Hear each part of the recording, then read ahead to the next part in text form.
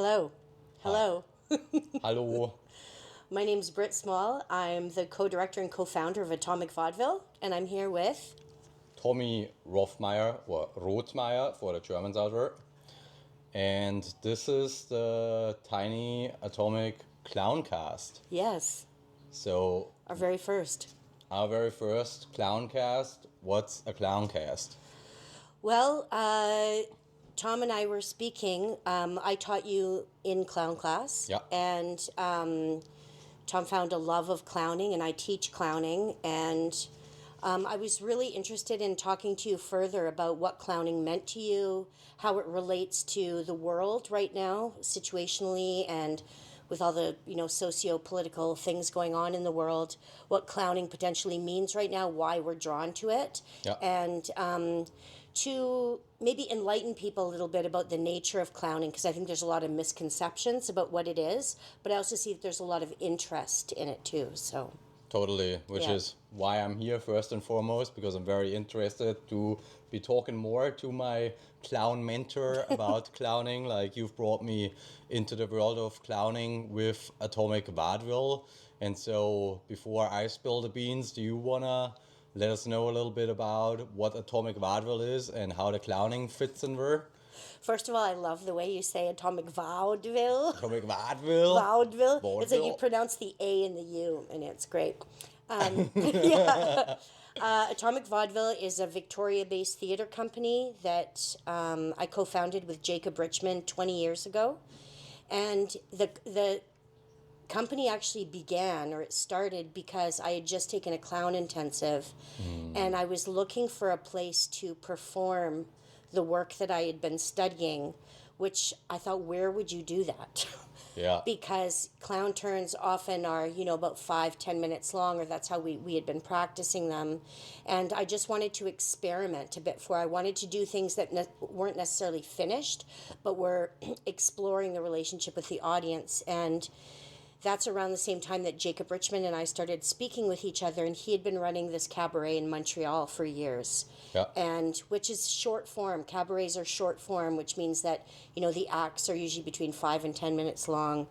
And so that's kind of how Vaudeville was born, as a make work project for us, or to provide ourselves a space. Jacob's, of course, an incredible writer as well, and we're both performers. And so it really kind of like filled a need for both of us at the time, and we quickly found out that there was a huge need in the community too, from whether it was people who had just graduated from theater school, or people from the improv community or stand-up community, and also just like various outsiders looking Yeah. for a place to perform that maybe they felt like the theater community wasn't as accessible to them. And so this provided a stage for people to perform variety acts, really. We did pull from sketch and monologue, Yeah. but also there was music and dance and puppetry and mask and stand-up and improv and burlesque, and all these things kind of could come together on this stage. And so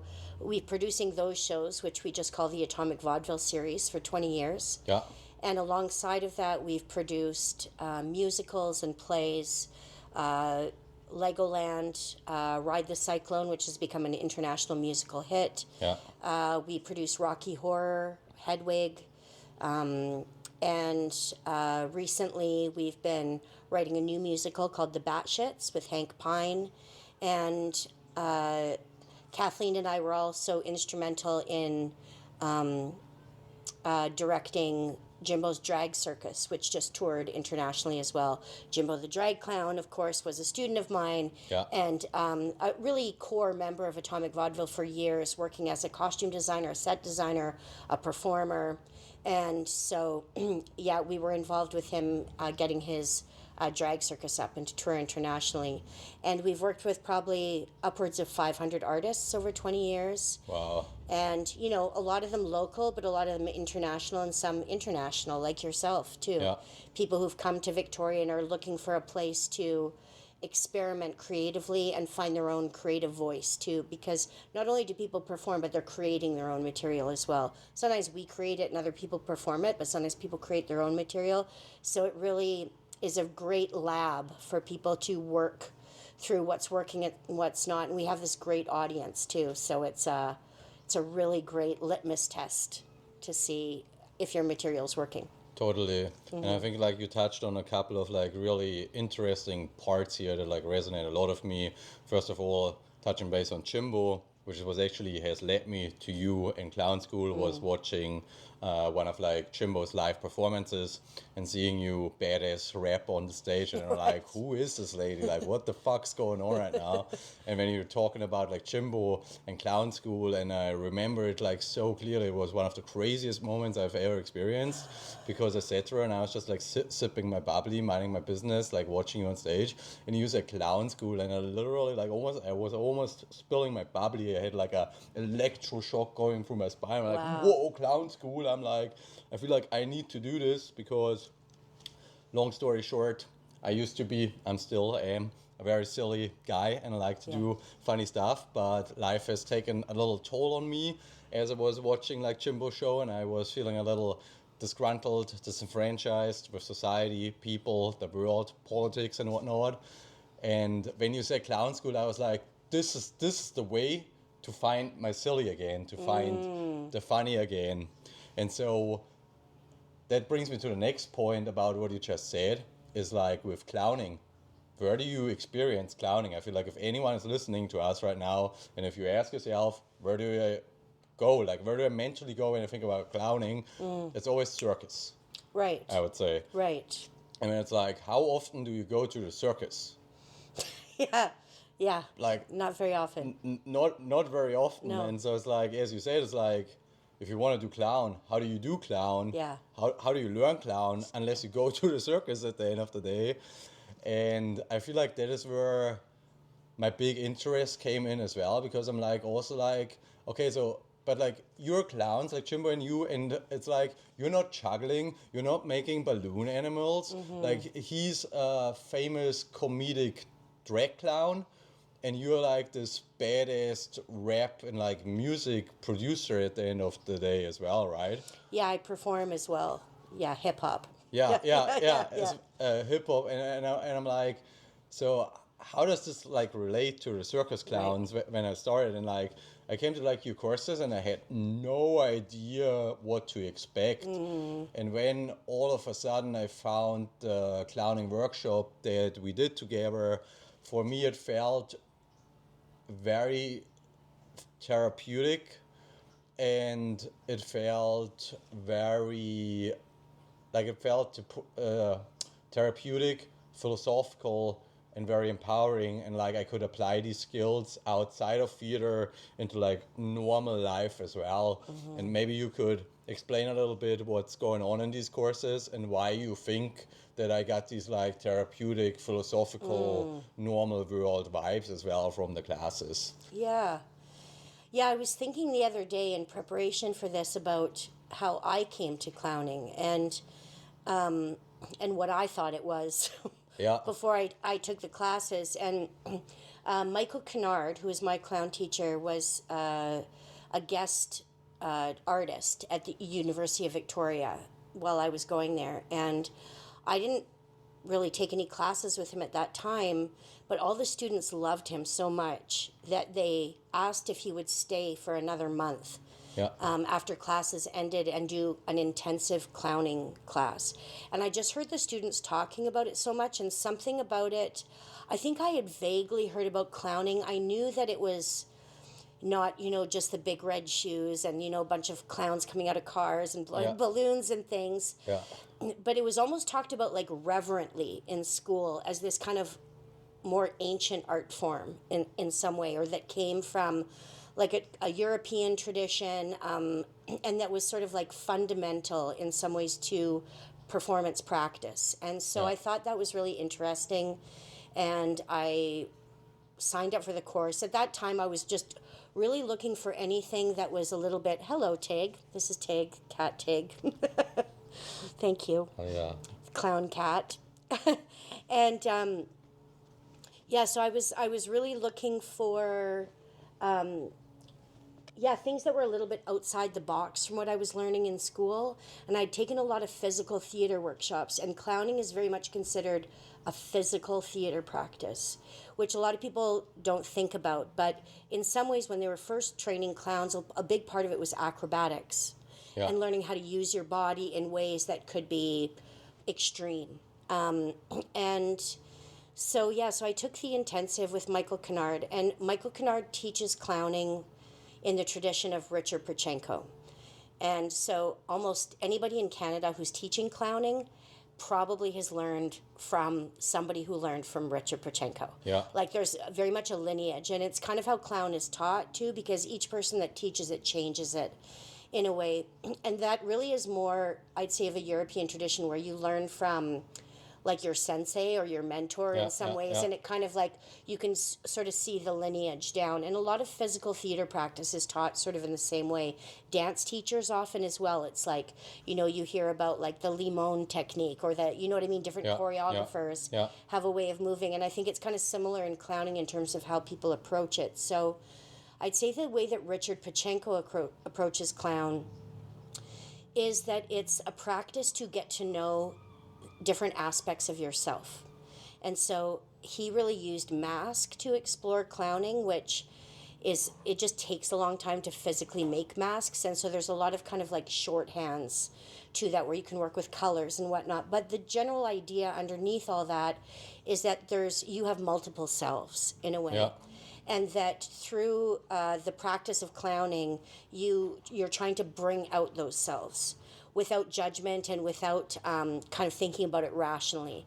And so that comes out in ways where, so in clown class, you're working physically and vocally, but not with language. And when you get rid of language, you can kind of get into more intuitive parts of yourself. Yeah. And so you start developing these ways of moving or ways of speaking that almost are these different characters in a way. And by exploring them all, you start to get a sense of all the different aspects of yourself. So for instance, maybe one of these, you know, characters that I was exploring might be like a little stinker, you know, so it's always like, you know, kind of like, you know, maybe always has the hands really close to the body and sort of always tucks like this or something like that. And so that might be an aspect of myself that in my daily life, maybe I don't like that part of myself that's like stubborn or something. But in clown, you get to go into it and go, what if everything made me angry? What if everything made me mad? And you can kind of explore how ridiculous that is when you really explode it, which enables you to kind of laugh at yourself and go, no part of me is wrong. Every part of me is ripe for just like opening up, which has a lot in common with, you know, traditional shadow work that people do as well. So I think that, you know, Richard Prochenko really kind of emphasized that aspect of kind of like that you're really learning to kind of get to know different parts of yourself by, and again, not through any kind of like psychological, you know, analysis or, you know, digging through your past or anything. It's really dealing in the moment with what your body might be feeling, with what sounds are coming out of you. So it's almost like animal in a way, and getting to the root of your physical expression. And I often think about how there's like that book, The Body Knows the Score, which I love, but that the body knows things that our mind doesn't. And, you know, like it knows how to heal itself and to breathe, all these things that we don't think about, it just does. And so in some ways, clowning is allowing us to get into that, which of course we're all very in touch with when we're children. But, you know, slowly we get socialized and we start to put on all these kind of different social masks that kind of alienate us from that part of ourselves. So part of clowning is trying to bring that sense of play out and go like, oh yeah, like what if I just didn't care what people thought of me or and I could just explore these kind of extreme parts of myself. And I think it also just gets us back in touch with feeling, because sometimes it's like we become very alienated from how we're feeling. And when we think about feeling, we often think of it psychologically, but literally feeling in your body. I'm warm, I'm cold, I feel tight, I feel all those things, and to be able to explore that.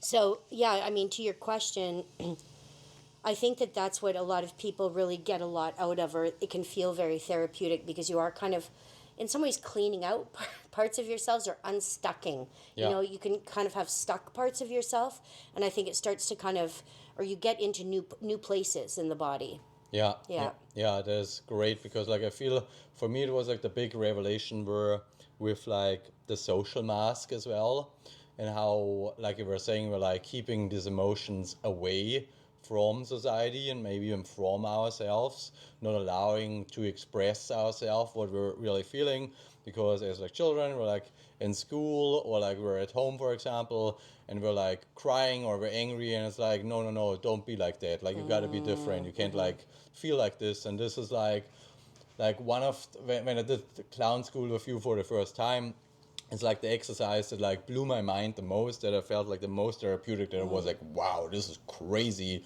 was, I don't know how the exercise is called, so maybe you can refresh me on that, but it's when we're like walking around and you yell out these emotional states and you're like on a scale of 1 to 5 feel like anger on a 1, anger on a 2, anger on a 3 up to a 5, and like when sadness on a 1 up to a 5, and with like anger on a 5 or sadness on a 5 you're like really angry, you're like really sad, like you allow yourself to throw yourself around and whatnot. And during this exercise it was all of a sudden like I like in my brain and in my body I was like, I can feel angry, I can feel nervous, I can feel sad. I don't have to be like this mundane, Yeah. basic building block that I feel like society is trying to shape me in. Yeah. And that was like really like freeing, and I was like, whoa, like Yeah. Yeah, I guess at its basic form, it's like permission to feel all your emotions in a place that's safe. And that's, I call it emotional scales. It's kind of like on piano when you do your emotional scales. scales, yeah. And so, yeah, it's like exploring the range of what's possible and getting in touch with how it feels like in the body. And I remember I was with a friend one time and I was very sad. Yeah. And he said, have you ever tried walking around like Charlie Brown? You know, like all bent over and sad like Yeah. this.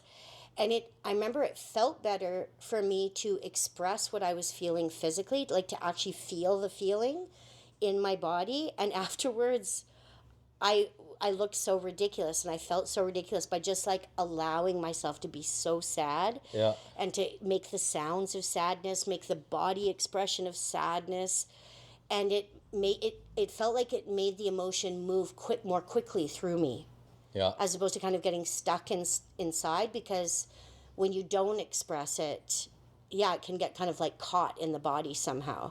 And like Totally. almost all therapy says that. Like almost all therapy is Yeah, like, yeah. you have to feel it, you have to feel it. And so, yeah, it doesn't surprise me that you had that experience of going like, oh yeah, I have permission. And I think especially for men too, because anger Yeah. can be seen as like a very aggressive thing, or it can be seen as like, you know, putting other people in danger potentially. So it's like, where do you have an outlet for that, or an outlet for, yeah, those feelings when they come up? Totally. And Yeah. like after I did your clown workshop, I like did a little bit of research, and like I was reading like a bunch of like clown books, and this one clown book that is called Discovering the Clown by Michael Bays, I think. Yeah. He was like giving this like meditation on clowning as well, which is like we want to like talk a little bit about Zen and like meditation a little bit throughout this podcast and the overlaps in clown, because it's one of my big interests as well. But anyways, Michael Bays, he was given this meditation, and in the meditation is kind of like a letting go meditation of all of the no's and all of the social shaping that you got in your life.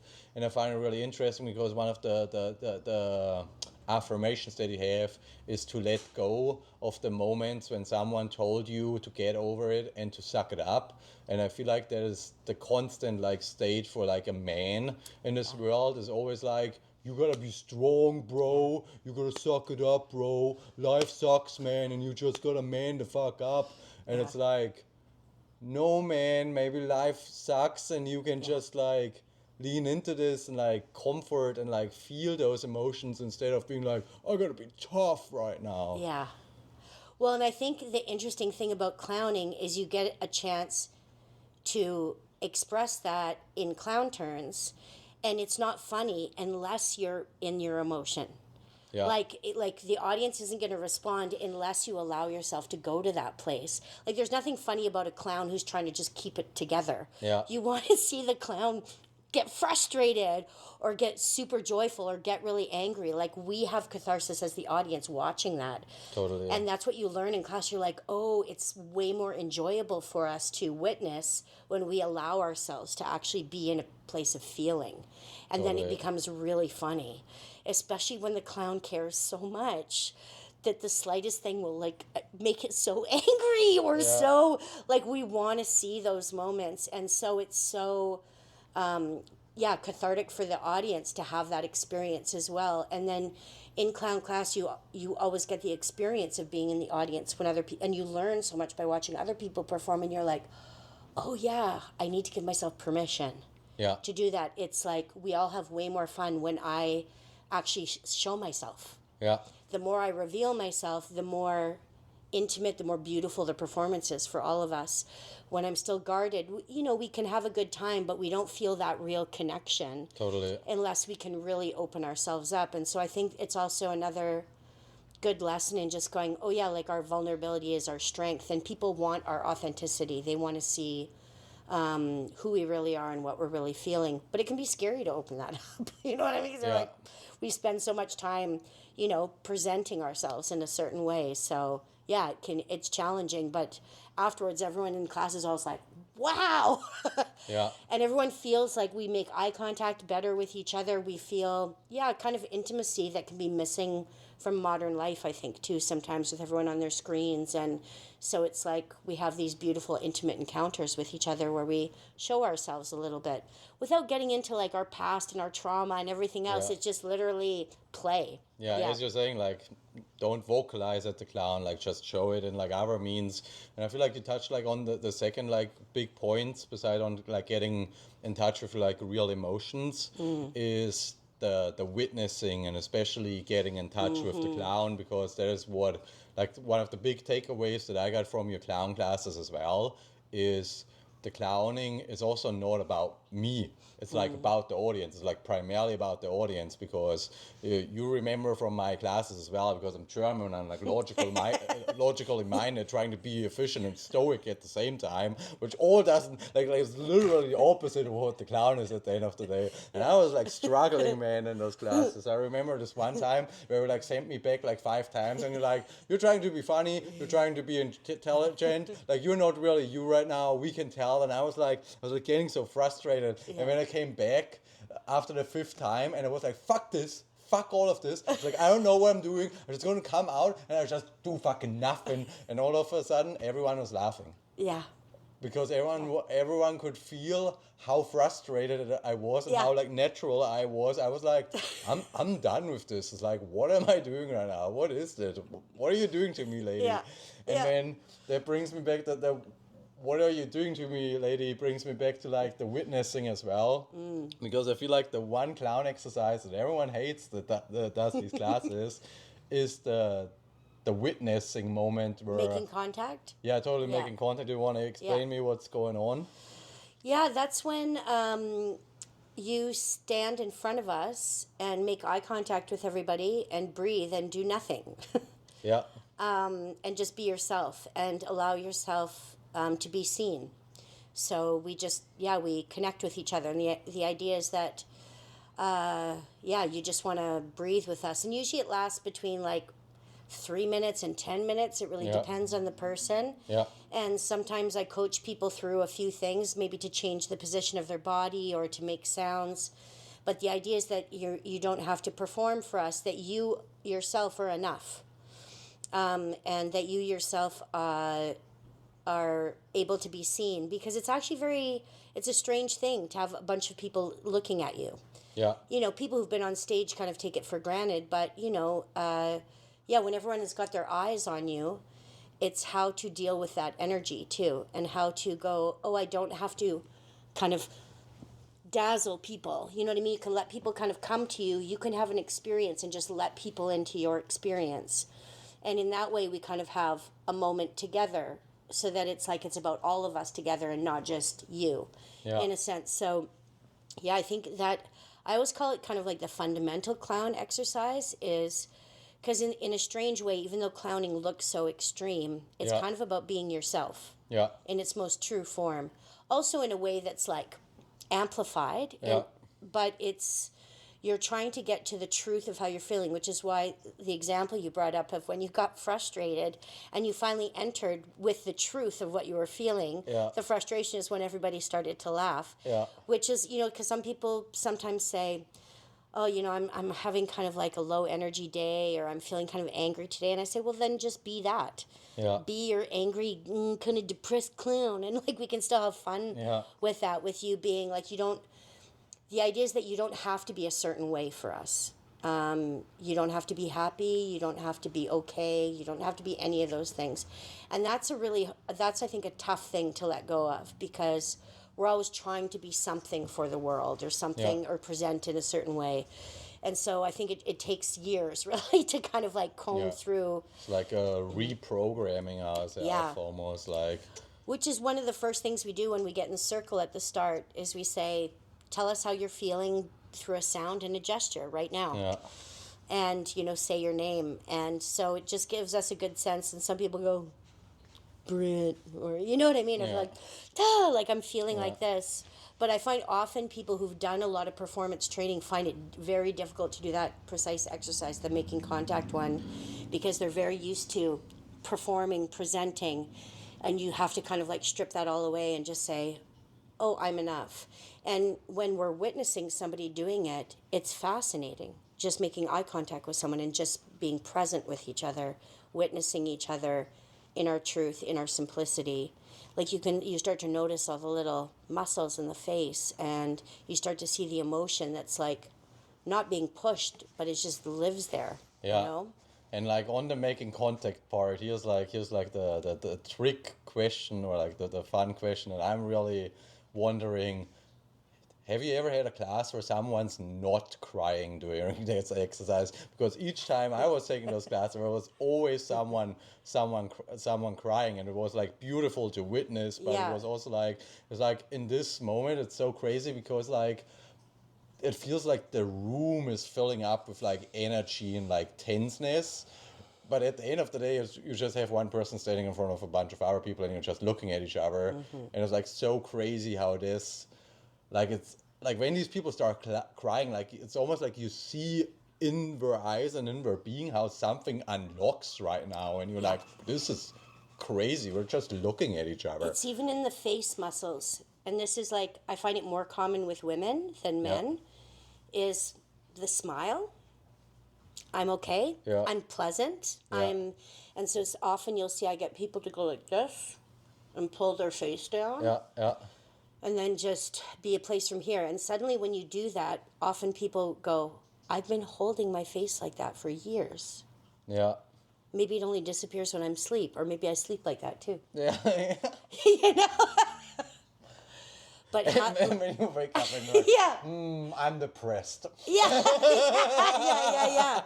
But then it's like you become so disconnected to how you're actually feeling. And so just allowing the face to kind of fall, and also just aging too, right? The face falls with aging. And so we're always trying to kind of lift in some ways. So sometimes just even allowing the body to rest and not have to present something can trigger these feelings. Or, I mean, there have been very few classes where somebody hasn't cried. Yeah, Sometimes people have yelled few, too. yeah. I remember Michael said once, he said often what that is, sometimes it's tears, sometimes people have yelled too, is it's almost like you can think of like a plug, an emotional plug that's in your body that you just have to get out. And then after that, things start flowing, but to not be afraid of whatever that is that comes out, that it's all okay. And it's something I try to just reassure people throughout, is that it's like, however you're feeling, it's all okay. Like, Totally. again, we're not going to have like a therapeutic session afterwards where we talk about why or anything like that. It doesn't matter why. You can just let the emotion out, and we'll be here to hold it for you in this space. And like, there are not a lot of places where you can do that. No. And feel safe, you know? Yeah. And also be in a space where we're playing and having fun with each other, and we go, this is a part of it. Yeah. A part of it is like, and whenever I teach a clown class, afterwards, I always find I'm quicker to laughter and quicker to tears after. Yeah. Like, it's almost like it's like a little scrubbing of my emotional landscape or In my something. brain, I was just thinking it was like a vulnerability play party, kind of like almost. What? A vulnerability. Oh, vulnerability. Vulnerability Thought this was a new German play word. party. Yeah. I'll let you know when a German Okay. word. German words usually we sound a little rougher. Yeah. A vulnerable play party. Yeah. Yeah, totally. Yeah.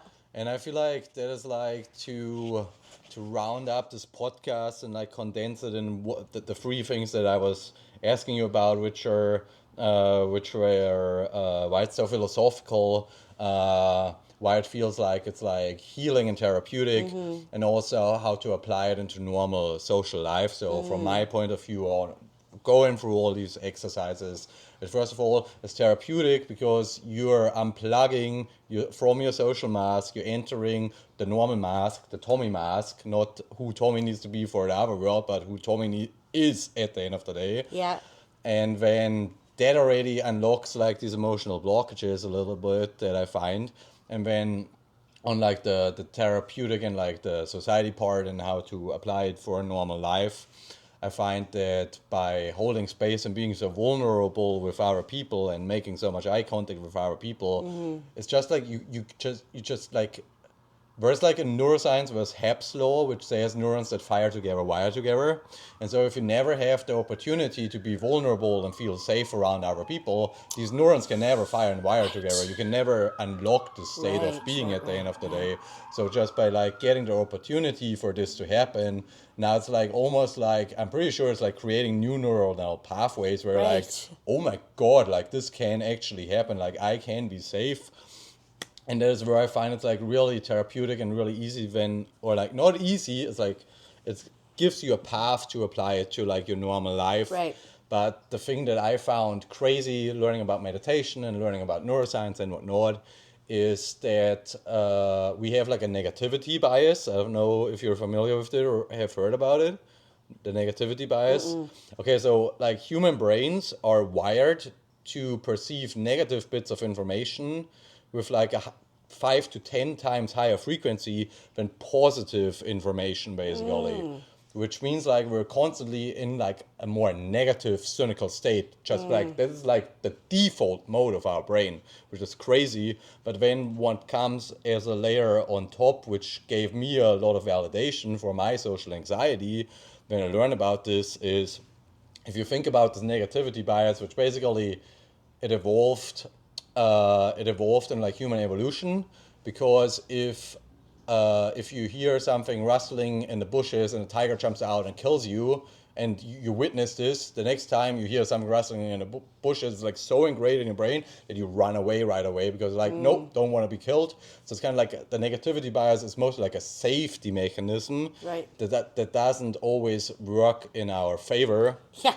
And so the crazy thing with the safety mechanism and thinking like about human evolution and what killed humans in the past, do you know what's the number one thing that killed humans in the past? What? You want to take a guess?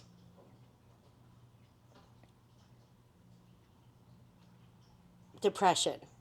Our humans. Okay.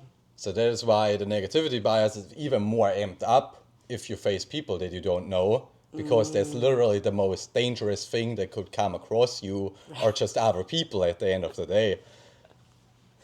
Yeah, in that context, anxiety makes a lot of sense. Yeah, and it's like everyone. Yeah. I feel like in society these days as well, it's like, oh, if you have anxiety, something's wrong with us, because no one teaches us that this anxiety is literally the default. Right. And when you do clowning, and that is where I find the therapeutic stuff comes in, you do clowning and you learn how to map yourself out of the default kind of. You learn friendly.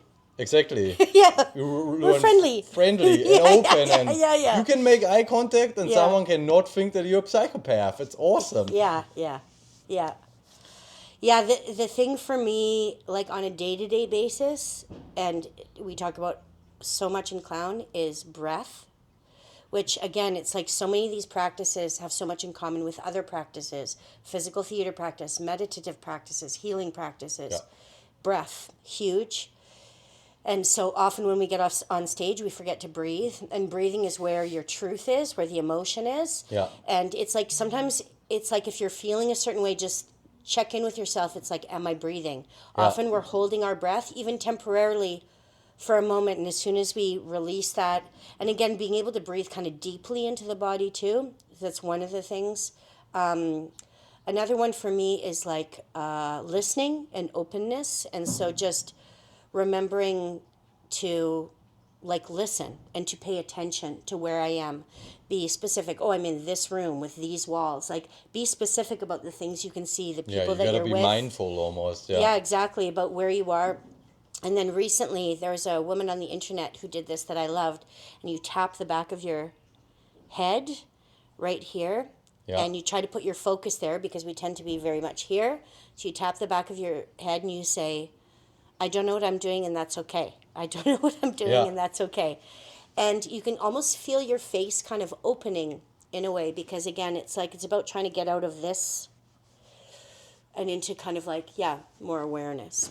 Yeah, and since you've told me this has been literally the most life-changing affirmations I've ever heard, and I'm using it every day. Yeah. Right now, that I don't know what I'm doing, and that's okay, because like it just, as you're saying, it like takes you out from your planning, because like we're like floating. Like if you zoom out, we're like on a planet floating around in outer space, and we're like, I have to have it figured out, and I have to be in control, and you're like, Yeah. no, man, this makes no sense. Yeah. Like, just like go with this. Yeah. Yeah. It's very freeing to be out of control. Yeah. And clowning gives you permission to do that. Hell yeah. I would Yeah. say that's, Yeah, that's yeah. the perfect segment to end it. Great. Clowning gives you the permission to get out of the control and Yeah. just be yourself and be vulnerable and open with the people around you. Yeah. So as we're moving forward with these podcasts, I feel like there's a bunch of more stuff we can touch Yeah. on for sure. Yeah, definitely. There's like the timing stuff, the pauses as well, not saying something where the funny lies in. And then I'm really excited, especially as we're recording these podcasts, what we will cover after the Buffon class with Michael That's Bernard. right. Yeah, Michael Kennard. Kennard. Yeah, Bernard. Michael Kennard, yeah. Michael Kennard. Yeah, Sorry, Michael. one half of clown duo Mump and Smoot, and a student of Richard Pachenko too. He's fantastic. But yeah, we're doing a Buffon intensive with the public, and also doing like a study within our theater company to try to create a Buffon show, which is a form of clowning. But we'll talk about that on a later episode. Hell yeah. Yeah. So stay tuned for more. Yes. And have a clowny nice day. Thank you. High five. Yeah, okay, great.